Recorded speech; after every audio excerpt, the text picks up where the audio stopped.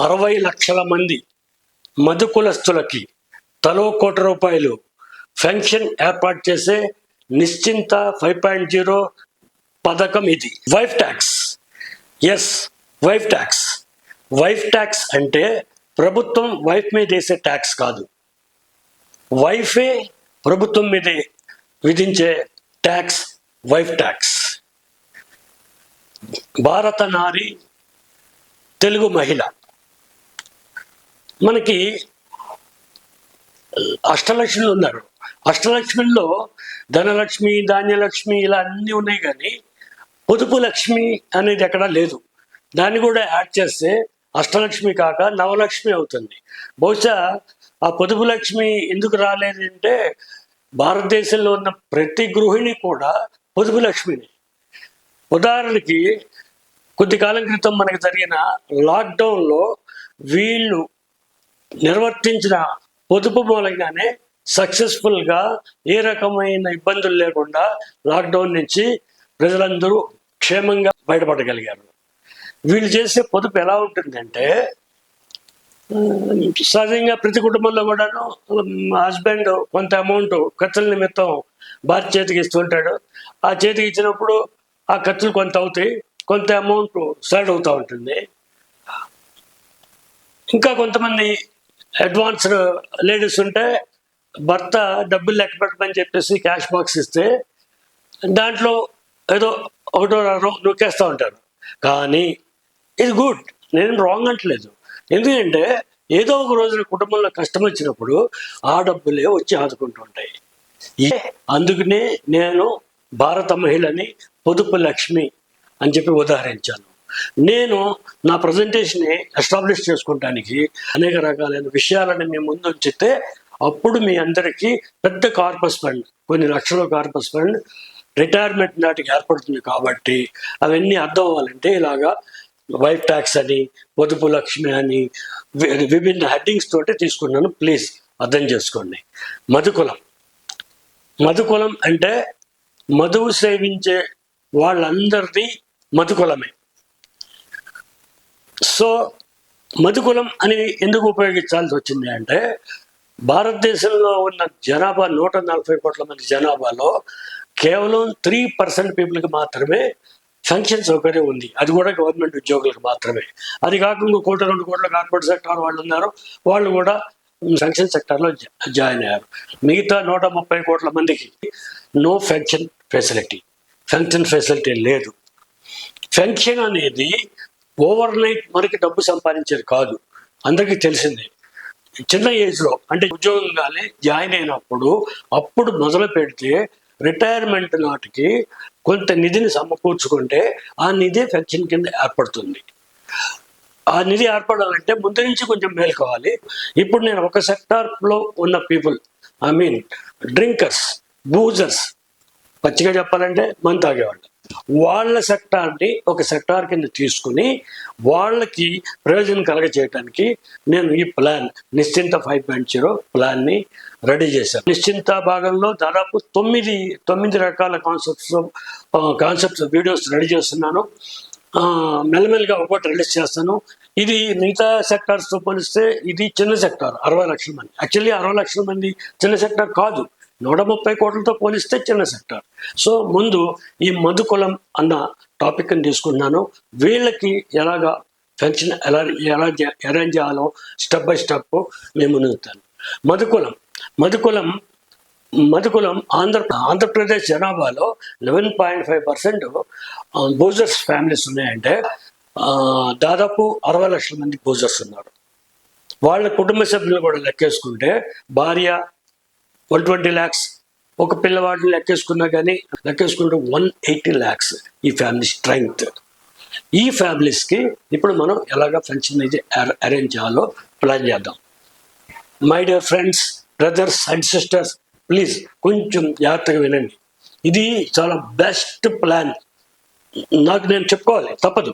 ఎందుకంటే మీరు పూర్తిగా విన్న తర్వాత మీరు చెప్తారు ఇది బెస్ట్ ప్లానా అయితే నెక్స్ట్ ప్లాన్ అనేది మీరే చెప్తారు. ఇది బెస్ట్ ప్లాన్. దీన్ని కనుక మీరు ఇప్పుడు స్కిప్ అయి వెళ్ళిపోయారంటే మీకు చిన్న ఎగ్జాంపుల్ చెప్తాను. అదేదో అలీ సినిమా ఉంది చూడండి. అలీ సినిమాలో లక్ష్మీదేవిని విపరీతంగా పూజించేస్తుంటాడు. లక్ష్మీదేవి కరుణించి కటాక్షించి హస్బెండ్ విష్ణుమూర్తి చెప్పి నా భక్తుడు ఇబ్బందిలో ఉన్నాడు, అతను కొద్దిగా డబ్బిస్తాను అని చెప్పి ఒక బంగారు నగలు మూట తీసుకొచ్చి అతను వెళ్ళే దారిలో పడేస్తుంది. వీడికి లేదు, ఏం చేశాడు, కళ్ళు మూసుకుని కొంచెం సేపు నడుస్తారని చెప్పేసి రాంగ్ డైవర్షన్ తీసుకున్నాడు. మూట మీద ఎక్కాడు కూడా, ఏంటా అని చెప్పి వెళ్ళిపోయాడు. ఆ రకంగా అతను స్కిప్ అయ్యాడు. లక్ష్మీదేవి వచ్చినా కానీ స్కిప్ అయ్యాడు. మీరు గనక దీన్ని స్కిప్ చేస్తే మీరు కూడా అలా పోగొట్టుకునే వాళ్ళు అవుతారు. సారీ, కొంచెం స్ట్రాంగ్ ఎగ్జాంపుల్ చెప్పాను. సో ఇప్పుడు మధుకులం గురించి చెప్పాను. మధుకులంలో ఆంధ్రప్రదేశ్ జనాభాలోనే 180 lakhs పీపుల్ ఉన్నారు. ఇప్పుడు దాకా ఎప్పటి నుంచి అవుతున్నారు మీరు? మీ వయసు 40? ఎప్పటి నుంచి? 10 ఏళ్ళ నుంచి మంత్ అవుతున్నారా? మీ వయసు 50? మీరేంటి 15 ఏళ్ళ నుంచి మంత్ అవుతున్నారా? Okay, trash, you will get back your money. మీరు మీ డబ్బుని వెనక్కి తెచ్చుకుంటారు. అదే 30లో ఉన్నారా వయసు, ఇప్పటికే మొదలు పెట్టేశారు పూజింగ్, రేర్గా కావచ్చు, రెగ్యులర్గా కావచ్చు, ఏదైనా కానీ. అయితే మరీ బెస్ట్ ఏంటంటే 30 నుంచి 60 దాకా మీరు ఏమన్నా రాగండి, దానికి మీకు ₹1 డబ్బులు ఇప్పిస్తాం. షూర్, స్టెప్ బై స్టెప్ మీకు ఎక్స్ప్లెయిన్ చేసుకుంటూ వస్తాను. ఓకే, ఇప్పుడు మధుకులస్తుల స్ట్రెంగ్త్ ఇదని చెప్పాను కదా. ఇప్పుడున్న పరిస్థితుల్లో అనుకోకుండా మన చేతిలోకి ఒక అస్త్రం వచ్చింది. ఆ అస్త్రాన్ని మీ చేతిలో పెడుతున్నాను. దీన్ని యూటిలైజ్ చేసుకుంటే పాస్ట్లో మీరు ఖర్చు పెట్టిన డబ్బులు కావచ్చు, ఫ్యూచర్లో మీరు సేవింగ్ చేసుకోవడానికి కావచ్చు, ఒక పెద్ద కార్పస్ ఫండ్ని ఏర్పాటు చేయడానికి అవకాశం ఉంది. ఇప్పుడు ఏం జరిగింది, పవన్ కళ్యాణ్ గారు ఒక మీటింగ్లో మాట్లాడుతూ జనసేన ప్రభుత్వం కనుక అధికారంలోకి వచ్చేటైతే క్వాలిటీ మద్యం సప్లై చేసేటికి వాతావరణం కల్పిస్తాను. నెక్స్ట్ రేట్లు, ఏదైతే రేట్లు పెంచామో ఆ రేట్లు తగ్గించేస్తాం. అంటే బ్రదర్స్ అండ్ సిస్టర్స్, నీకు నేను చెప్పేది ఒకటే, ఇక్కడ ఉన్న ఈ గ్యాప్ని అడ్వాంటేజ్గా తీసుకుని ఈ ప్రజెంటేషన్ ముందు పెడుతున్నాను. ఈ ప్రజెంటేషన్ ముందు పెడతాం. ఒకసారి మళ్ళీ ఇంకోసారి పవన్ కళ్యాణ్ గారికి విన్నపం చూపించడం, లేదా చంద్రబాబు గారికి విన్నపం చూపించడం కాకుండా ఆయన్ని సంబోధిస్తూ నేను చెప్పదలుచుకుని ప్రజెంటేషన్ పెడతాను. జాగ్రత్తగా అందరూ వినండి. సార్, పవన్ కళ్యాణ్ గారు నమస్తే. నేను ప్రసాద్ నిశ్చింత, లివింగ్ ఇన్ హైదరాబాద్. మీరు గత కొద్ది కాలం క్రితం ఒక సభలో మద్యపాన ప్రియుల కోసం మీరు ఒక ప్రపోజల్ ఇచ్చారు. Thank you. అది తెలిసిందే. ఏంటి, ఒకటి నాసిరకం మద్యం స్థానంలో నాణ్యమైన మద్యం సప్లై చేయటం. Thank you. నెక్స్ట్ ఇంకోటి, ధరల విషయంలో ఆ ధరలు పాత ప్రభుత్వం 2019కి ముందు ప్రభుత్వం ఉన్న రేట్లకి సప్లై చేయడానికి అవకాశం కల్పిస్తానని చెప్పారు. ధన్యవాదాలు సార్, థ్యాంక్ యూ. ఇప్పుడు సార్ మీరు తగ్గిస్తానన్నారు కదా రేట్లని, తగ్గించదు సార్.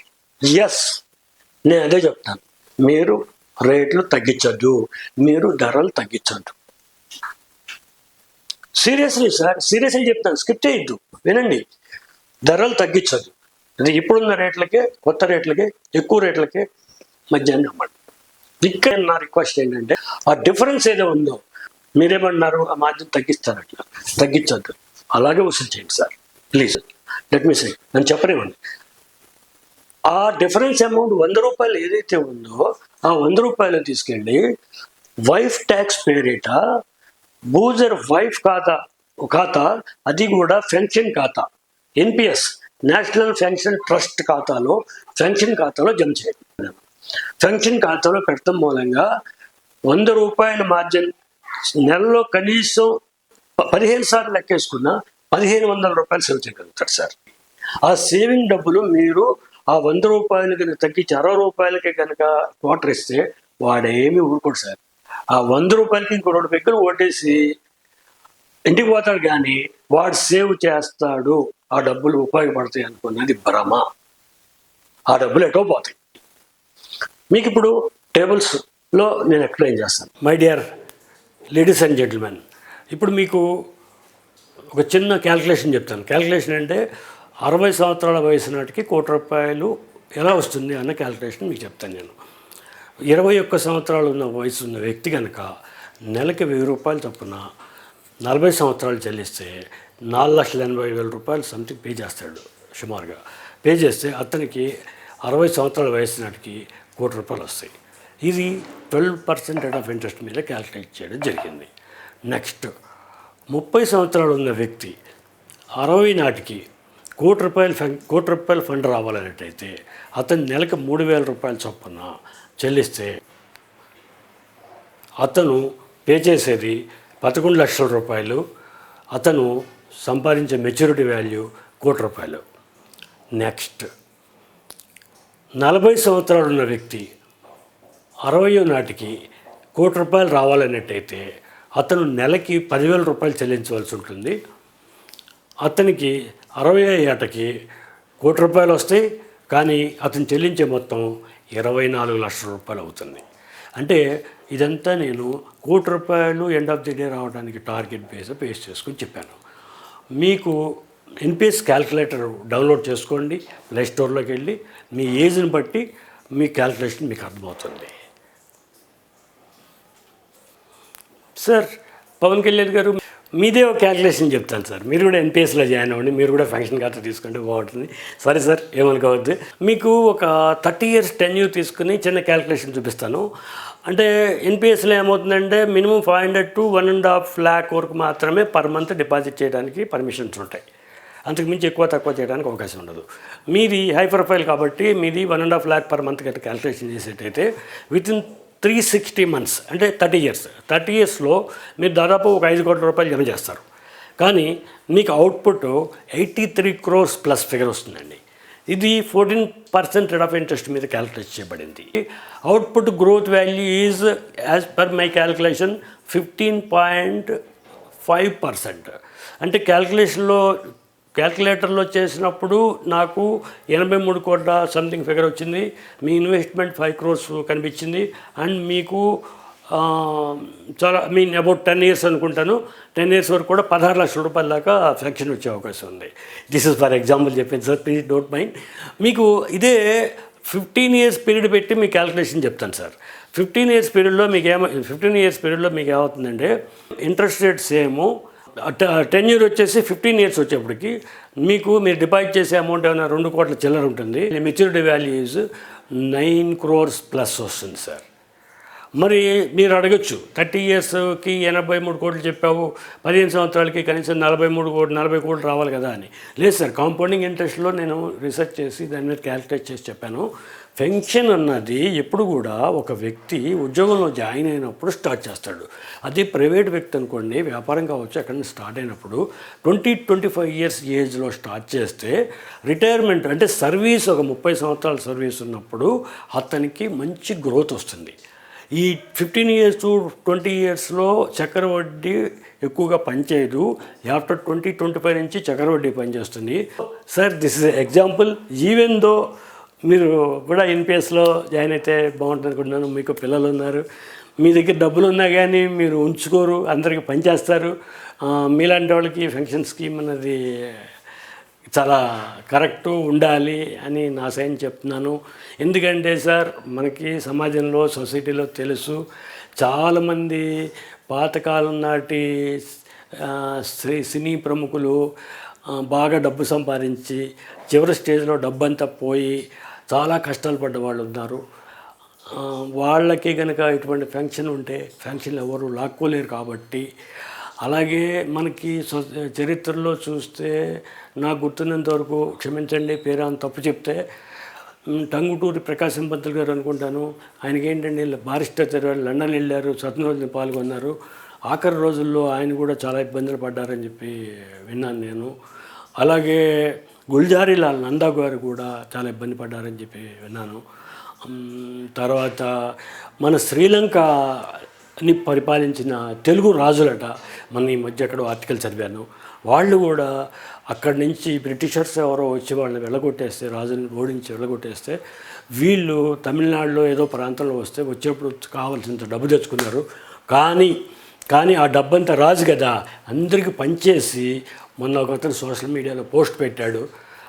ఒక రైల్వే స్టేషన్లో ఒక మెట్ల కింద పెట్టుకొని ఈజ్ బెగ్గింగ్, అతను రోజు ఆ టేబుల్ని వెళ్తుంది, ఎందుకు డౌట్ వచ్చి చూసి ఎంక్వైరీ చేస్తే ఈ దట్ కింగ్ అని చెప్పి కూడా సోషల్ మీడియాలో పోస్ట్ వచ్చింది.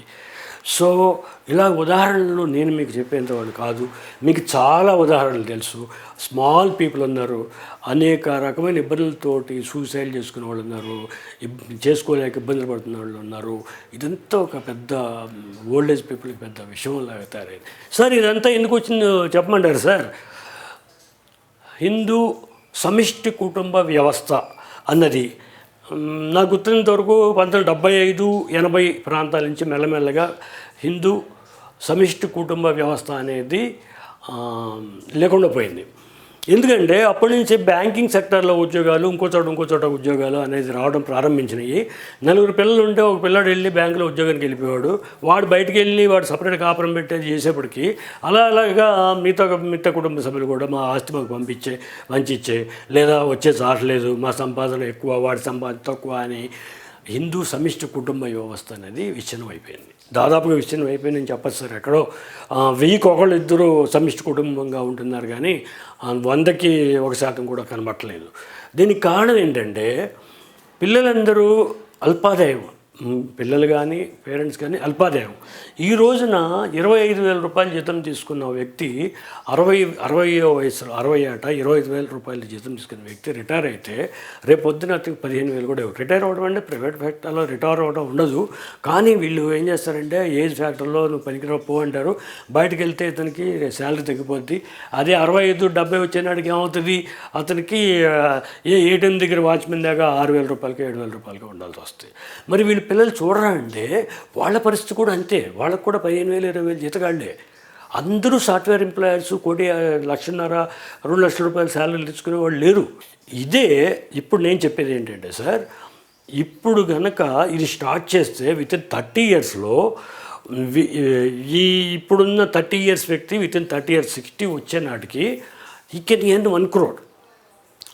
ఆ 1 crore ఎంతవరకు షూరు, ఎంతవరకు డ్యామ్ అనేది కూడా మళ్ళీ నేను తర్వాత చెప్తాను సార్ మళ్ళీ, ఎందుకంటే సబ్జెక్టు డివైడ్ అయిపోతుంది. యాక్చువల్లీ నేను ఫైనాన్స్ కన్సల్టెంట్ని, నాకు ఫైనాన్స్ సబ్జెక్ట్ మీద మంచి గ్రిప్ ఉంది. ఎక్కడ లేని అవకాశం లేని చోటను కూడా డబ్బులు పుట్టించడం నాకు తెలుసు. దాంట్లో భాగమే ఈ నిశ్చింత 5.0.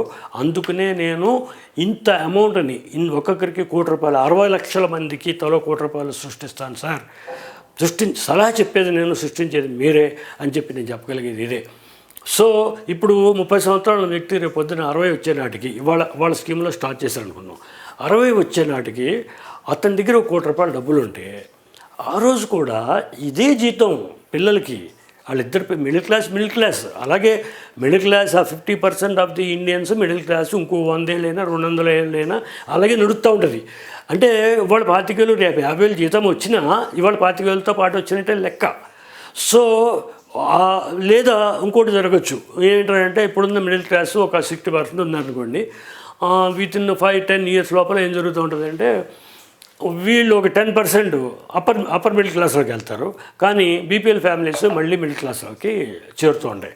సో ఈ మిడిల్ క్లాస్ వ్యవస్థ అనేది దాదాపు నాకు తెలిసినంత వరకు ఇంకో 100 సంవత్సరాల వరకు అయినా 200 సంవత్సరాలు ఇలాగ ఉంటుంది. మీరు స్టెప్ తీసుకుని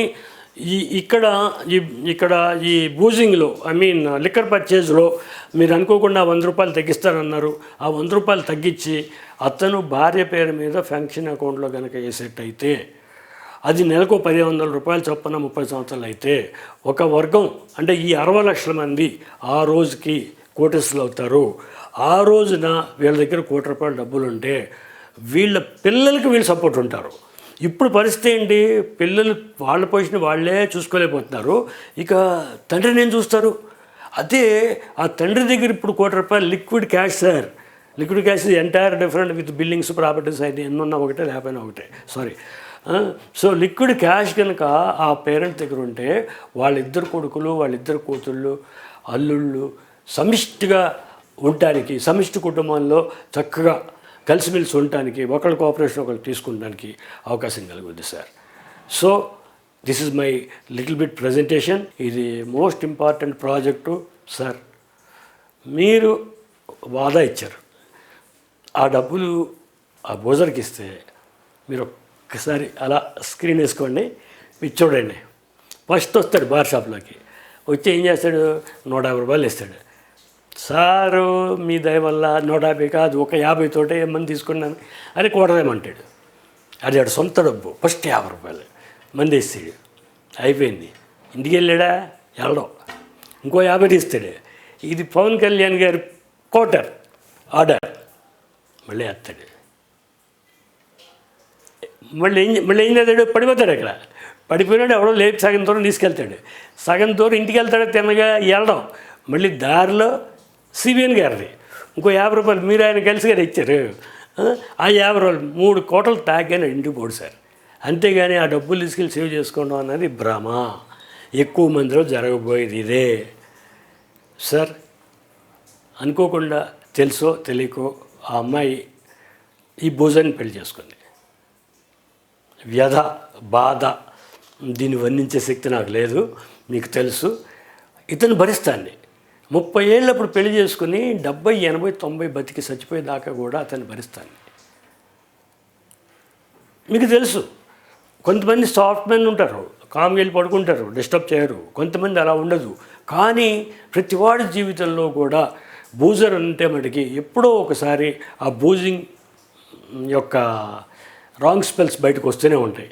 అలా భరించిన భార్యకి మీరిచ్చే నజరానా ఈ ఫంక్షన్. ఆమె పేరు మీద ఇక్కడ డిఫరెన్స్ అమౌంట్ ఏదైతే ఉందో ఆమె పేరు మీద ఎన్పిఎస్లో అకౌంట్ ఓపెన్ చేయించి ఆ అమౌంట్ని అక్కడికి ట్రాన్స్ఫర్ చేయించండి. She will become rich. అప్పుడు ఏం జరుగుతుందంటే ఆమె పేరు మీద ఫంక్షన్ జనరేట్ అవుతుంది. అతను నామినీ ఉంటారు, ఇంకో 2 పిల్లలు కూడా నామినీ తీసుకోవచ్చు. అంటే 50% భర్త పేరు మీద నామినీ పెట్టి 25% నామినీ కూడా పెట్టుకోవచ్చు. ఆ ఫెసిలిటీ కూడా ఉంది. దెన్ ఇంకో ఖాతా కావాలంటే హస్బెండ్ పేరు మీద కూడా ఇంకో ఖాతా పెట్టి రన్ చేసుకోవచ్చు. దానికి ఏం 50-50 అమౌంట్ రన్ చేయొచ్చు. బట్ ఆ అమ్మాయికి ఇతనికి చేసిన 30-40 ఇయర్స్ పాటు ఇతనికి చేసిన సర్వీస్కి మీరు ఇచ్చే రివార్డ్ అనండి, ప్రతిఫలం అనండి, గౌరవం అనండి, మీరు షేర్ చేసుకోవడానికి అవకాశం ఉంటుంది. Please do this sir. Thank you sir.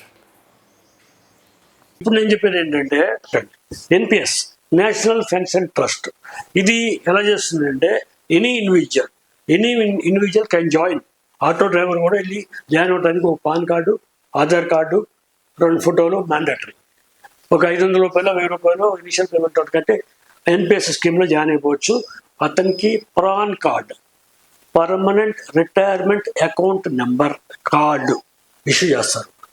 అతను చనిపోయేదాకా ఆ కార్డే లైఫ్. అతను 30 సంవత్సరాల వయసున్న అతను జాయిన్ అయ్యి నెలకు 1000 రూపాయలు కడతానని చెప్పి కమిట్మెంట్ అయితే, ఆ కమిట్మెంట్ డబ్బులు మనం ఏం చేస్తామంటే మనం లిక్కర్ ట్రాన్సాక్షన్ వచ్చిన డబ్బులు 1000 రూపాయలు, 500 జమ చేయమంటున్నాం. ఇలా జమ చేయొచ్చు, లేదా అతను ఇండివిజువల్గా కూడా జమ చేయొచ్చు. వీళ్ళందరూ కూడా ఇప్పుడు ఎన్పిఎస్లో పర్సనల్గా వెళ్ళిపోయి బ్యాంకులో అకౌంట్ ఓపెన్ చేసుకుని బ్యాంక్ చేయొచ్చు. డైరెక్ట్ నెట్లోకి వెళ్ళిపోయి లాగిన్ అయిపోయి అక్కడ కూడా అకౌంట్ ఓపెన్ చేసుకోవచ్చు. అదే నాన్ బూజర్స్, మధుగోల్స్ అంటే ఏమని సార్ మన తాగేవాడు, నాన్ బూజర్స్ కనుక సేవ్ చేసుకున్నట్టయితే they can save that 150 rupees from the pocket. వీడికి 1 కోటి రూపాయలు ఇస్తే వాళ్ళకి 3 కోట్లు వస్తుంది సార్. సో మిగతా ప్రజలకు కూడా నేను చెప్పే ప్రజెంటేషన్ ఉపయోగపడుతుంది. డియర్ మేడమ్స్ అండ్ జెంటిల్మెన్, ఇక్కడ దాకా వచ్చాం కదా, చంద్రబాబు నాయుడు గారికి కూడా ఒక మాట చెప్పేస్తే అయిపోద్ది కదా. పెద్ద ఆయన కదా రేపు పొద్దున మనకు చేయగలిగేది. సార్ చంద్రబాబు నాయుడు గారు నమస్తే, నేను ప్రసాద్, నిశ్చింత, హైదరాబాద్. ఇంత పెద్ద వీడియో ప్రజల కోసం, మధు కులస్తుల కోసం చేశాను. వాళ్ళకందరికీ నా కాన్సెప్ట్ అర్థం అవడం కోసం. మీకు అంత టైం అవసరం లేదు, 2 నిమిషాల్లో మీకు ఎక్స్ప్లెయిన్ చేస్తాను. నేను చెప్పింది ఏంటంటే బూజర్స్కి అందరికీ, అంటే 60 లక్షల మంది బూజర్స్ ఉన్నారండి, వీళ్ళందరికీ ఎన్పిఎస్లో అకౌంట్ పెట్టమని చెప్తున్నాను. మీరు మన తిరువురు సభలో చెప్పింది ఏంటంటే పాత రేట్లకి, పాత ప్రభుత్వం ఉన్నప్పుడు అప్పుడు రేట్లకి మీరు ధర తగ్గిస్తూ ఉంటారు. మీరు ఆ తగ్గించే డబ్బుల్ని వాళ్ళకి తగ్గించి ఇవ్వద్దు, ఫుల్ రేటు వసూలు చేయండి. ఆ డిఫరెన్స్ అమౌంట్ ఏదైతే ఉంటుందో బూజర్ భార్య పేరు మీద ఎన్పిఎస్ ఖాతాలో పెన్షన్ అకౌంట్ ఓపెన్ చేసి దాంట్లోకి ట్రాన్స్ఫర్ చేయండి. ఇది ఇలా చేయడం మూలంగా అతనికి 60 ఇయర్స్ వయసు వచ్చే నాటికి అతను కొన్ని లక్షలు, కొంతమంది 10 లక్షలు, 50 లక్షలు, కోటి రూపాయలు, depending upon age and payment మీద ఆధారపడి ₹1 కోటి, ₹2 కోటి కూడా తీసుకోవడానికి అవకాశం ఉంది. మీకన్నీ తెలుసు, NPS what is, OPS what is, NPS అన్ని మీకు తెలుసు కాబట్టి డీప్గా దాని గురించి మాట్లాడడం. జస్ట్ ఈ డిఫరెంట్ ట్రాన్సాక్షన్లో వచ్చే అమౌంట్ని తీసి ఆ ఖాతాలో పెట్టమని చెప్పి రిక్వెస్ట్ చేస్తున్నాను. ఈ వాల్యూమ్ ఎంతో మీకు సింపుల్గా చెప్తాను. లాస్ట్ ఇయర్ 25,000 కోట్ల రూపాయలు మద్యం మీద ఆంధ్రప్రదేశ్ గవర్నమెంట్ ఆదాయం సంపాదించిందని చెప్పి విన్నాను సార్. దాంట్లో 33% మీ గవర్నమెంట్ రేట్లకి ఈ రేట్లకి ఎక్కువగా బాధారు అని చెప్పి విన్నాను సార్. బహుశా ఇంకా ఎక్కువ అయి ఉండొచ్చేమో, నేను 33% బేస్ చేసుకుంటున్నాను. 25,000 కోట్ల రూపాయల్లో దాదాపు 8,400 కోట్ల రూపాయలు అదనంగా బాధారు. ఈ 8,400 డివైడెడ్ బై 12 months చేస్తే నెలకి 700 కోట్ల రూపాయలు వస్తుంది సార్. 700 కోట్ల రూపాయలు తీసుకెళ్ళి ఎన్పిఎస్లో కనుక ఎవరి పేరైతే ఉంది సార్, మీకు ఫిగర్స్ కోసం చెప్తున్నాను, ఈ 700 కోట్ల రూపాయలు తీసుకెళ్ళి ఎన్పిఎస్లో కనుక డిపాజిట్ చేసేటైతే వితిన్ 30 years స్పాన్లో 14% రేట్ ఆఫ్ ఇంట్రెస్ట్ క్యాలిక్యులేషన్ చేసుకుంటే అక్కడ జమ చేసే మొత్తం 2,52,000 కోట్ల రూపాయలు సార్. అయితే ఈ సంపద ఎలా పెరుగుతుందంటే ఈ 30 సంవత్సరాల్లో 15.5 times పెరుగుతాను సార్. సంపద అభివృద్ధి చెందుతున్న రేటు 15.5%. అంటే 2,52,000 కోట్లు ఇంటూ 15.5% అంటే 39.06 trillion రూపీస్ సార్. మీరు చెప్పేదే సార్, మీరు సంపద సృష్టిస్తానని చెప్తున్నారు. మనం ఆల్రెడీ ఆజాదీకి అమృత్ మహోత్సవ్ జరుపుకున్నాం, 75 సంవత్సరాలు అయింది. 97% ఆఫ్ ది పీపుల్కి పెన్షన్ సౌకర్యం లేదు. ఆ క్యాల్కులేషన్స్ చెప్పగలిగే వాడిని కాదు నేను, మీకు అన్నీ తెలుసు. So it is a unorganised సెక్టార్లో నేను ఒక సెక్టార్ని తీసుకుంటేనే, 60 లక్షల మంది సెక్టార్ని తీసుకుంటేనే వీళ్ళకి వితిన్ 30 yearsలో వీళ్ళందరినీ రిచ్ చేయడానికి అవకాశం కలిగింది with 39.06 trillion.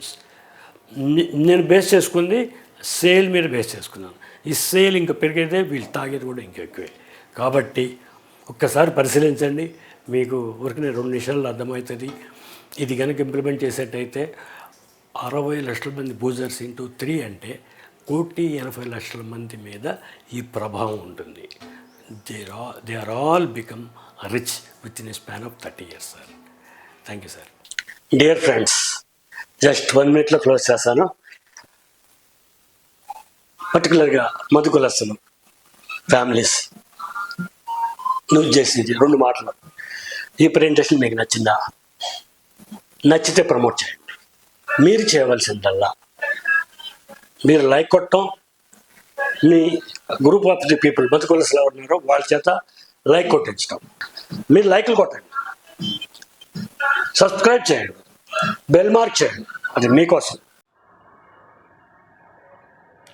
NPS national pension system trust అని చెప్పాను కదా, దీని గురించి ఫుల్ డీటెయిల్స్, నిజం చెప్పాలంటే ఫుల్ డీటెయిల్స్ కాదు, ఒక లెవెల్లో డీటెయిల్స్ని ఇంకో 15 నిమిషాలు వీడియో చేశాను, డిస్క్రిప్షన్లో లింక్ పెట్టాను, అది తీసుకుని చూడండి. Thank you. బతికి బాగుంటే ఇంకో వీడియోలో కలుస్తాను. Thank you sir.